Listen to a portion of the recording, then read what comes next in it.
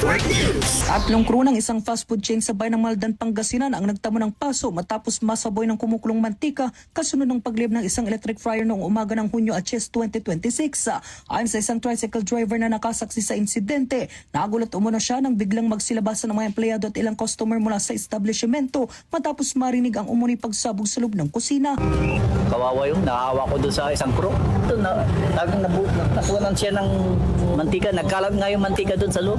Tapos yung mga ibang gamit nila nalusaw sa init ng mantika. Sa isa po ng impormasyon mula sa Bureau of Fire Protection o BFP Mangaltana, nagsimula ang insidente ng magliyab ang electric fryer sa kusina ng establishmento. Ayon sa BFP, sinubukan umano ng kitchen team leader na aployin ang apoy gamit ang basang-basahara. Gayunman, pinaniniwalang may nagtangkang buhusan ng tubig ang nagliliyab na fryer na nagdulot ng chain reaction at lalo pang nagpalala sa sitwasyon. Makikita rin sa mga video na kumalat online ang ilang crew na nagtamo ng paso at napinsal ang kanilang mga uniforme dahil sa talsik ng mainit na mantika. Agad namang rumisponde ang ilang tricycle driver na nasa lugar at tumulong sa pagsugod sa mga nasugatang crew sa infirmary ng bayan upang mabigyan ng agarang medical na atensyon. Sa panayam ng IFM News Tugupan sa BFP Mangaldan nitong umaga, sinabi ng ahensya na nagpapatuloy ang kanilang follow-up investigation upang matukoy ang eksaktong sanhi ng pagliyab at halaga ng pinsalang dulot ng insidente. So, pupunta kami doon for further investigation po kung ano yung update talaga.